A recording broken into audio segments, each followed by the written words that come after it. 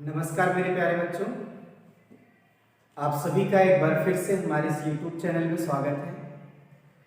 जैसा कि आप सभी लोगों को याद है कि मैंने इसके पिछले वीडियो में आप सभी लोगों को कुछ इंपॉर्टेंट टर्म्स के बारे में एक्सप्लेन किया था, जिसमें आपको लास्ट में जाते जाते मैंने मोलर कंडक्टिविटी और इक्विवेलेंट कंडक्टिविटी के बारे में एक्सप्लेन किया था। मैंने आपको ये बताया था कि हम कंडक्टिविटी को कैसे मेजर कर सकते हैं, इसका एक सिंपल सा आइडिया दिया था। देखिए, आज के इस वीडियो में आप सभी लोगों को हम एक बहुत ही इंपॉर्टेंट टॉपिक को एक्सप्लेन करने चल रहे हैं, जो बोर्ड की दृष्टिकोण से बहुत ही इंपॉर्टेंट है। वो टॉपिक हमारे पास कई तरीकों से पूछा जा सकता है।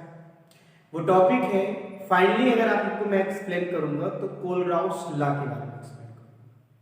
लेकिन कोलराउस लॉ को एक्सप्लेन करने से पहले मैं आपको कुछ पॉइंट्स को एक्सप्लेन कर रहा हूं, उनको आप समझते हैं। जैसे आपके पास ये क्वेश्चन हो सकता है, वेरिएशन ऑफ कंडक्टेंस, ध्यान दीजिएगा, conductivity lambda m lambda eq with respect to dilution. तो थोड़ा सा आप समझने की कोशिश करिए, डाइल्यूशन के रेस्पेक्ट में कंडक्टेंस, कंडक्टिविटी, मोलर कंडक्टिविटी और इक्विवेलेंट कंडक्टिविटी कैसे वेरी करती है, उनको आइए समझते हैं। सबसे पहले तो हम समझते हैं कंडक्टेंस। कंडक्टेंस जिसे हम सभी लोग सी से या जी से शो करते हैं। मैं आपको एक बात बता दूं, हमारे पास जो इलेक्ट्रोलाइटिक मटेरियल था ये दो तरह का। एक तो आपके पास होता है वीक इलेक्ट्रोलाइटिक मटेरियल,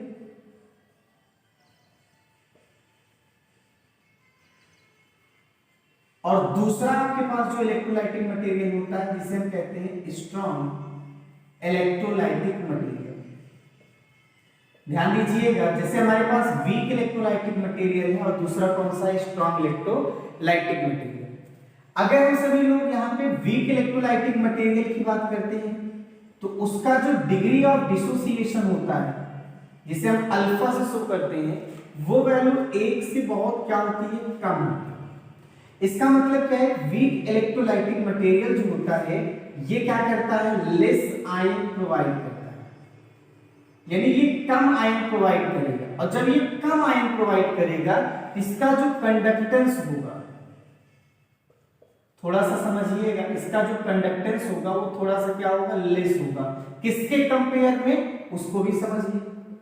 अगर हम स्ट्रॉन्ग इलेक्ट्रोलाइटिक मटेरियल की बात करें तो उसका डिग्री ऑफ डिसोसिएशन क्या होता है, 100% होता है। या हम ये बोल सकते हैं अल्फा की वैल्यू क्या होती है, 1 होती है। तो आप बोल सकते हैं कि ये मैक्सिमम आयन क्या करता है, प्रोवाइड करता है। और जब मैक्सिमम आयन प्रोवाइड करता है, इसकी जो कंडक्टेंस होगी वो कहीं ना कहीं थोड़ी सी क्या होगी, ज्यादा होगी। तो मैं लिख सकता हूं, अगर एक लाइन में लिखना हो तो क्या हो सकता है, conductance of strong electrolytic material is more than weak electrolytic material। ऐसा मैं लिख सकता हूं बिल्कुल कि वीक इलेक्ट्रोलाइटिक मटेरियल के कंपेयर में स्ट्रॉन्ग तो क्या होगा, ज्यादा। पर हमारा जो क्वेश्चन ये है कि हम सभी लोग जो है डाइल्यूशन के रेस्पेक्टिवली कंडक्टेंस कैसे करें। तो सबसे पहले एक काम करते हैं, यहां पे मैं लिख देता हूं कंडक्टेंस ऑफ क्या चीज, conductance of weak electrolytic material with respect to dilution. देखिए, अगर हम डाइल्यूशन की बात करें तो डाइल्यूशन मतलब क्या होता है, वाटर मिलाना। मैं आपको एक सिंपल सा तरीका बता रहा हूं, थोड़ा सा आप समझने की कोशिश करिएगा और अच्छी तरह से समझ में आएगा। हम सभी लोगों को याद होगा, वाटर का एक स्पेशल कैरेक्टर होता है बॉन्डिंग को क्या करना, तोड़ना। वाटर का एक स्पेशल कैरेक्टर होता है कि जो अट्रैक्शन है उनको क्या करना, वीक करना। और ये कैरेक्टर मेजर किया जाता है डाइलेक्ट्रिक कांस्टेंट, ठीक है। और वाटर का सबसे ज्यादा 78, तो आप बोल सकते हैं कि वाटर में काफी काबिलियत है अट्रैक्शन को कमजोर करने की, बॉन्डिंग को कमजोर करने की। तब आप खुद बताइए कि अगर थोड़ा सा वाटर रहेगा तो थोड़ी सी कैपेसिटी होगी कमजोर करने की, वाटर बढ़ाओगे तो अट्रैक्शन और क्या होगा, कमजोर होगा, वाटर बढ़ाते जाओगे तो अट्रैक्शन कमजोर होता चला जाएगा। इसका मतलब जैसे जैसे डाइल्यूशन बढ़ेगा तो क्या होगा, देखिए अगर डाइल्यूशन बढ़ता है तो अट्रैक्शन क्या होगा, श्योर है वो क्या होगा, कम होगा, और अगर अट्रैक्शन कम होगा तो उसमें फ्रीडम क्या होगा, बढ़ेगा। और फ्रीडम किसका, आयन। और जब आयन का फ्रीडम बढ़ेगा तो आप बोलेंगे कंडक्टेंस भी क्या होगा, बढ़ेगा। इस तरह से आप समझने की कोशिश करिए। मैंने एक सिंपल वे में आपको समझा दिया है कि conductance of weak electrolytic material with respect to dilution. आप बोलेंगे कि डाइल्यूशन बढ़ाओगे तो अट्रैक्शन कम पाओगे, और अट्रैक्शन कम हुआ तो फ्रीडम क्या हो गया, आयन का बढ़ गया, और आयन जब फ्रीली मूव करेंगे तो कंडक्टेंस स्पेशली क्या हो गया, बढ़ गया। देखिए जैसे अभी आपने conductance of weak electrolytic material का देखा, वैसे ही आप एक काम करिए, conductance of strong electrolytic material with respect to dilution.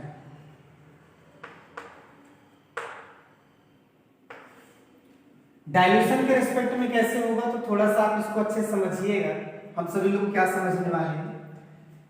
आप सभी लोग ध्यान दीजिए, जो स्ट्रॉन्ग इलेक्ट्रोलाइटिक मटेरियल होता है ये तो 100% क्या होता है, आयन प्रोवाइड करता है।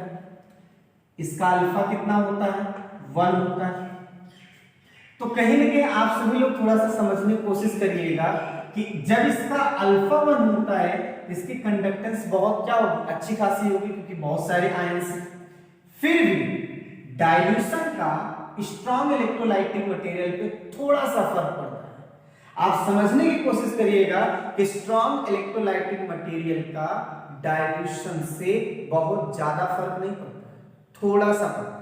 और वो क्या होता है उसे भी मैं समझा रहा हूं। वो इसलिए, मान लीजिए हमारे पास एक स्ट्रॉन्ग इलेक्ट्रोलाइटिक मटेरियल था, तो स्ट्रॉन्ग इलेक्ट्रोलाइटिक मटेरियल मान लीजिए वो ए बी था, तो ए और बी के बीच में कहीं की फोर्स ऑफ अट्रैक्शन काम कर रहा था, जो भी फोर्स ऑफ अट्रैक्शन काम कर रहा था। अगर आप उसको क्या कर देते हैं, डाइल्यूट कर देते हैं, तो डाइल्यूट मतलब वाटर डाल देते हैं, तो वाटर के आ जाने से ए और बी की डिस्टेंस क्या हो जाएगी, बढ़ जाएगी। और ए और बी के बीच की अगर डिस्टेंस बढ़ जाती है तो जरा देखिए, यहाँ का फोर्स ऑफ अट्रैक्शन अगर मैं मान लेता हूँ 2 है और यहाँ का 1 है, तो सिंपली आप बोल सकते हैं पहले वाले में ज्यादा फोर्स ऑफ अट्रैक्शन होगा सेकंड के बीच में। यानी जब हम डाइल्यूट कर देते हैं तो फोर्स ऑफ अट्रैक्शन क्या हो जाता है, कम हो जाता है। हम फिर से लिख सकते हैं कि जब आप डाइल्यूशन थोड़ा सा क्या करेंगे, बढ़ाएंगे, तो फोर्स ऑफ अट्रैक्शन क्या हो जाएगा, बताइए, कम हो जाएगा। अब फोर्स ऑफ अट्रैक्शन कम हो जाएगा तो आप बोल सकते हैं कि फ्रीडम ऑफ आयंस क्या हो जाएंगे, बढ़ जाएंगे। आयन आसानी से फ्रीली मूव करेंगे, और जब इनका मूवमेंट बढ़ जाएगा तो हम सभी लोग कंडक्टेंस भी क्या कह सकते हैं, बढ़ सकता है। तो इस तरह से आपने क्या देखा कि जब आप डाइल्यूशन बढ़ाएंगे, डाइल्यूट करते जाएंगे, तो चाहे वो वीक इलेक्ट्रोलाइटिक मटेरियल होगा चाहे स्ट्रॉन्ग इलेक्ट्रोलाइटिक मटेरियल होगा, कंडक्टेंस क्या होगी, बढ़ेगी। अंतर क्या होगा, अंतर केवल इतना होगा कि वीक वाले में बहुत फर्क पड़ेगा बट स्ट्रॉन्ग में बहुत ज्यादा नहीं होता। ठीक है, तो हमने अभी आपको कंडक्टेंस का बताया। अब एक काम करते हैं, जैसे हम कंडक्टेंस का देख लिए वैसे ही हम कंडक्टिविटी का देखते हैं। यानी मेरे कहने का मतलब क्या है कि जो हमारे पास कंडक्टिविटी है उसका डाइल्यूशन से क्या रिलेशन होता है, मतलब डाइल्यूशन के बढ़ने से कंडक्टिविटी पर क्या इफेक्ट पड़ेगा। तो थोड़ा सा आप इसको समझने की कोशिश करिएगा। मैं अगर कंडक्टिविटी की डेफिनेशन बताऊं तो क्या था कि कंडक्टिविटी क्या होती है कि 1 मिलीलीटर में जितने आयन हैं, ऑल पॉसिबल आयन, मैंने यही आपको डिफाइन किया था। कंडक्टिविटी मैंने आपको क्या बोला था कि जो आपके पास है वो 1 मिलीलीटर का जो भी कंडक्टेंस होता है, अगर आपको याद हो कंडक्टेंस ऑफ 1 मिलीलीटर इस कंडक्टिविटी, ऐसा ही आपको मैंने एक बात बताया था कि भाई 1 मिलीलीटर में जो कंडक्टेंस होगी वो क्या कहलाएगी, कंडक्टिविटी कहलाएगी, राइट। अब मैं अगर आपसे ये पूछता हूं, थोड़ा सा आप समझने की कोशिश करिएगा कि जैसे ये आपके पास एक कंटेनर है, इस कंटेनर में मैंने क्या किया है, कुछ मिलीलीटर आपके पास सॉल्यूशन है, तो 1 मिलीलीटर के रिस्पेक्ट में यहां पर कुछ ना कुछ अपनी क्या है, कंडक्टेंस है, जिसे हम कंडक्टिविटी कहते हैं। अच्छा, इस 1 मिलीलीटर में कुछ ना कुछ नंबर ऑफ आयंस प्रेजेंट होंगे, राइट। अब मैं आपसे पूछता हूं कि जब आप इसमें डाइल्यूट कर देंगे, डाइल्यूट करने का मतलब पानी थोड़ा सा बढ़ा देंगे, तो जब पानी थोड़ा सा बढ़ा देंगे तो 1 मिलीलीटर में क्या आयंस नंबर घट जाएंगे, तो हम बोल सकते हैं कि 1 मिलीलीटर में नंबर ऑफ आयंस क्या हो जाएंगे, घट जाएंगे। और जब नंबर ऑफ आयंस घट जाएंगे तो कंडक्टिविटी भी, कप्पा भी क्या हो जाएगी, घट जाएगी। तो फाइनली जो रिजल्ट मिलेगा वो रिजल्ट ये मिलेगा कि हम सभी लोग ऐसा कह सकते हैं, ध्यान दीजिएगा, कि जब आप डाइल्यूशन बढ़ाएंगे तो क्या होगा, नंबर ऑफ आयन किसमें, 1 मिलीलीटर में, वो क्या हो जाएगा, कम हो जाएगा। और जब ये कम हो जाएगा तो ये भी क्या हो जाएगा, ध्यान दीजिएगा, कम हो जाएगा। यानी आप कुल मिला के ऐसे बोल सकते हैं कि डाइल्यूशन बढ़ने से कंडक्टिविटी, कप्पा की वैल्यू क्या होती है, घटती है। इस बात को समझिएगा। इसका एक्सप्लेनेशन किसी बुक में नहीं है, मैं आपको एक बार फिर से एक्सप्लेन कर रहा हूं, थोड़ा समझिएगा। कंडक्टिविटी मेरी क्या होती है, वो 1 मिलीलीटर में जो आयन प्रेजेंट है उनकी कंडक्टेंस है। यानी हम ऐसा कहते हैं, conductance of all ion due to 1 millilitre, यानी 1 मिलीलीटर इलेक्ट्रोलाइटिक सॉल्यूशन जो भी आपके पास है उसमें जितने आयन प्रेजेंट है उनका कंडक्टेंस होता है, ठीक है। अब आप डाइल्यूशन जब बढ़ा देंगे तो उस 1 मिलीलीटर में ये आयन क्या हो जाएगा, कम हो जाएगा, क्योंकि वाटर भी आ जाएगा ना। और जब ये आयन कम हो जाएगा तो कंडक्टेंस भी क्या हो जाएगा, कम हो जाएगा। और कंडक्टेंस कम हो जाएगा तो कंडक्टिविटी भी क्या हो जाएगी, कम हो जाएगी। तो कुल मिलाकर ये समझो कि डाइल्यूशन के बढ़ने से कंडक्टिविटी कम होती है, ठीक है। अब हम एक आपके पास कौन सा है, थर्ड पॉइंट है लैम्डा एम या फिर लैम्डा ई। इनमें से किसी एक के कॉन्सेप्ट को आप देख लीजिएगा, किसके रिस्पेक्ट में, विद रिस्पेक्ट टू डाइल्यूशन। आप किसी एक के कॉन्सेप्ट को समझ लीजिएगा, दूसरा अपने आप ही आ जाएगा। जैसे हम सभी लोग थोड़ा सा देखें तो लैम्डा एम का फॉर्मूला क्या, 100 मल्टीप्लाई कप्पा मल्टीप्लाई मोलरिटी, यही मिल रहा है। अब मैं आपसे एक बात पूछूं, थोड़ा सा एक फॉर्मूला और लिख देता हूं, मोलरिटी इज इक्वल क्या था, 1000 बाई वी फॉर 1 मोल के लिए, ठीक है। अब ध्यान देना, अगर आप डाइल्यूशन बढ़ाते हैं, डाइल्यूशन बढ़ाने का मतलब वी बढ़ाते हैं, ठीक है। तो डाइल्यूशन बढ़ने से क्या क्या, पहला फर्क देखिए, कप्पा में कैसी चेंजिंग आएगी, हमेशा कम होगा। दूसरा फर्क देखिए, डाइल्यूशन अगर आप बढ़ा देते हैं, यानी V अगर बढ़ा देते हैं तो मोलरिटी क्या हो जाएगी, कम। आई बात समझ, यानी कहने का मतलब है कि डाइल्यूशन के बढ़ने से कंडक्टिविटी भी कम हो रही है और मोलरिटी भी क्या हो रही है, कम हो रही है। अब यहां पर ध्यान देना, अगर हम लैम्डा एम के फॉर्मूले से देखें तो ये 1000 कप्पा बाई क्या हो जाएगा, एम। अगर हम इनमें कमी देखते हैं, इनमें भी कमी हो जाएगी। यानी अगर हम सभी लोग लैम्डा एम का कप्पा के रिस्पेक्ट में रिलेशन देखें तो आपको कप्पा के रिस्पेक्ट में तो डायरेक्टली मिल रहा है भाई, कि कप्पा अगर कम हुआ ये भी क्या हो जाएगा, कम हो जाएगा। दूसरी बात, लैम्डा एम का मोलरिटी के साथ देखो, मोलरिटी अगर कम होगी ये क्या हो जाएगी, बढ़ जाएगी। इसका मतलब क्या है? इसका मतलब ये है कि डाइल्यूशन के बढ़ने से ऐसा चेंजिंग हो रहा है, और ऐसा चेंजिंग होने से मोलर कंडक्टिविटी में घटने और बढ़ने दोनों का चांस है। अब देखना यह है कि घटेगा कि बढ़ेगा, फाइनल रिजल्ट क्या होगा। तो फाइनल रिजल्ट डिपेंड करेगा इनकी वैल्यू, फाइनल रिजल्ट डिपेंड करेगा इनकी वैल्यू पर। मान लीजिए अगर ये कम हो गया, कप्पा कम हुआ, इसका मतलब इफेक्टिवली कौन है, मोलरिटी, और मोलरिटी की घटने से ये क्या होता है, बढ़ता है। और मैं आपको बता देता हूं, थोड़ा सा याद रखने वाली चीज है कि मोलरिटी में चेंजिंग जो है वो ज्यादा इफेक्टिवली होती है कंडक्टिविटी के कंपेयर में। इसलिए आप सभी लोग ये बोलेंगे, फाइनल कंक्लूजन ये मिलेगा कि मोलरिटी जो होती है मोर, आप बोल सकते हैं मोलरिटी मोर इफेक्टिवली है, इसलिए मोलरिटी अगर कम हो रही है तो कंडक्टिविटी, मोलर कंडक्टिविटी क्या होगी, बढ़ेगी। आप ये लिख सकते हैं, थोड़ा सा ध्यान दीजिएगा, आप बोलेंगे कैसे, मैं इसको फाइनली एक कंक्लूजन में लिख देता हूं, अच्छी तरीके से समझिएगा। V मतलब डाइल्यूशन, V मतलब क्या होता है, डाइल्यूशन। ये डाइल्यूशन बढ़ा, कम हुआ, मोलरिटी भी क्या हुआ, कम हुआ। इनके कम होने से Vm क्या हो गया,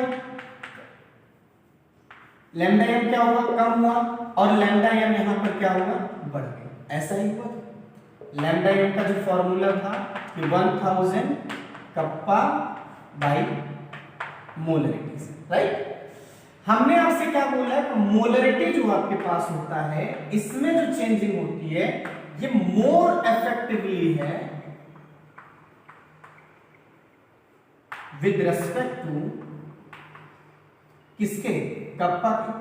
तो हमारी सारी बातें किसके टर्म में चलेंगी, मोलरिटी, और मोलरिटी घटने से ये चीज क्या हो रहा है, बढ़ रहा है। हम आप डायरेक्ट लिखेंगे, फाइनल जो रिजल्ट मिलने वाला है वो रिजल्ट ये मिला कि डाइल्यूशन अगर बढ़ा, यानी V अगर बढ़ा तो मोलरिटी क्या होगी, घटेगी, और मोलरिटी घटेगी तो लैम्डा एम क्या होगी, बढ़ेगी। यही फाइनल क्या हुआ, कंक्लूजन। बात मेरी समझ है? बिल्कुल ऐसा ही ट्रीटमेंट आप लैम्डा EQ के साथ करेंगे, वहां पर भी बोलेंगे ये चीज आपका ऐसा होगा कि यहां पर लैम्डा EQ क्या होगा, बढ़ेगा। तो कुल मिला के आपने क्या सीखा कि डाइल्यूशन बढ़ने से मोलर कंडक्टिविटी बढ़ेगी, डाइल्यूशन बढ़ने से इक्विवेलेंट कंडक्टिविटी भी क्या होगी, बढ़ेगी। इतनी बात समझ में है आपको? ठीक है, आइए हम कुछ ग्राफ को थोड़ा सा ध्यान में रखते हैं और उनको अच्छे से समझते हैं।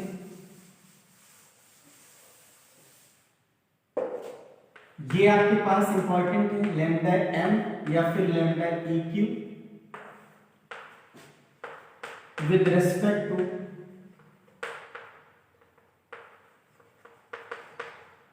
कंसंट्रेशन। याद रहे कि कंसंट्रेशन का जस्ट अपोजिट होता है डाइल्यूशन। हम कंसंट्रेशन के टर्म में चल रहे हैं तो उसका अपोजिट क्या होगा, डाइल्यूशन। तो सबसे पहले लैम्डा एम या फिर लैम्डा EQ फॉर, हम बात कर लेते हैं स्ट्रॉन्ग इलेक्ट्रोलाइटिक मटेरियल। आप सभी लोगों को याद है कि जो स्ट्रॉन्ग इलेक्ट्रोलाइटिक मटेरियल होता है वो 100% आयन देता है। तो 100% आयन देने का मतलब क्या है, ऐसा भी कहा जाता है जो स्ट्रॉन्ग इलेक्ट्रोलाइटिक मटेरियल होता है चाहे थोड़ा सा वाटर हो या बहुत ज्यादा हो, 100% टूटता है। तो जब 100% ब्रेक हो जाता है, स्ट्रॉन्ग इलेक्ट्रोलाइटिक मटेरियल जब 100% ब्रेक हो जाएगा तो वहां पर आप समझने की कोशिश करिएगा, आयंस क्या होंगे, 100% होंगे। लेकिन फिर भी आपने देखा था डाइल्यूशन के बढ़ने से कंडक्टेंस थोड़ी सी बढ़ी थी। तो हमने कहा डाइल्यूशन के बढ़ने से, अपोजिट बोलिए, कंसंट्रेशन के बढ़ने से कंडक्टेंस थोड़ी सी क्या हो जाएगी, कम हो जाएगी। इसलिए जब हम इनको लैम्डा एम यहां कर देते हैं और कंसंट्रेशन यहां पर आप ध्यान दीजिएगा किसमें लिया जाएगा, अंडर रूट में लिया जाएगा। तो जब ग्राफ बनाया गया था थोड़ा सा आप सभी लोगों को ये वेरिएशन मिलेगा ऐसा। ऐसा करके मतलब क्या है, जैसे जैसे आप कंसंट्रेशन बढ़ाएंगे वैसे वैसे इस मोलर कंडक्टिविटी की वैल्यू कम होती चली जाएगी। देख लीजिए इस वाले कंसंट्रेशन पे और इस वाले कंसंट्रेशन पे आपको ध्यान होगा कि जब हम इस साइड बढ़ रहे हैं तो कंसंट्रेशन क्या हो रहा है, बढ़ रहा है, और कंसंट्रेशन बढ़ रहा है तो थोड़ा सा स्लोप डाउन जा रहा है, लैम्डा एम की वैल्यू थोड़ी सी क्या हो रही है, कम हो रही है। बात मेरी समझ में? अच्छा, इसका अपोजिट कंसंट्रेशन बढ़ने का मतलब क्या है कि डाइल्यूशन क्या हो रहा है, घट रहा है।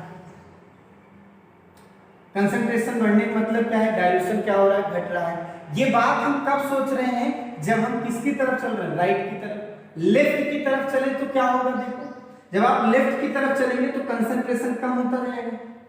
जब कंसंट्रेशन कम होता चला जाएगा तो लैम्डा एम की वैल्यू क्या हो रही है, बढ़ती जा रही है। तो कंसंट्रेशन कम होते होते कितना कंसंट्रेशन कर सकते हैं, जीरो।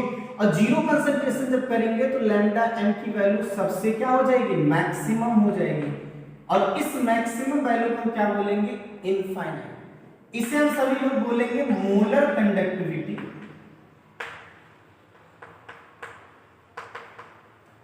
एट दो चीजें, एक आप बोल सकते हैं इनफाइनाइट डाइल्यूशन या बोल सकते हैं जीरो कंसंट्रेशन। मेरी बात समझ है?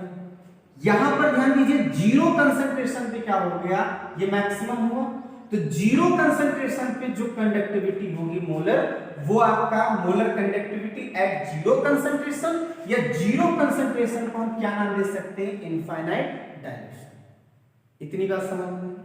ये आपका इनफाइनाइट डाइल्यूशन तो आप बोल सकते हैं, और सबसे ज्यादा नाम इससे फेमस है, थोड़ा सा आप इनको अच्छे से समझिए। इतनी बात आपको समझ में आ रही है?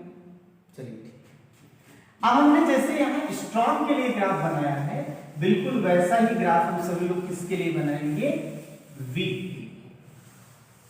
किसके लिए बनाएंगे, वीक इलेक्ट्रोलाइटिक मटेरियल।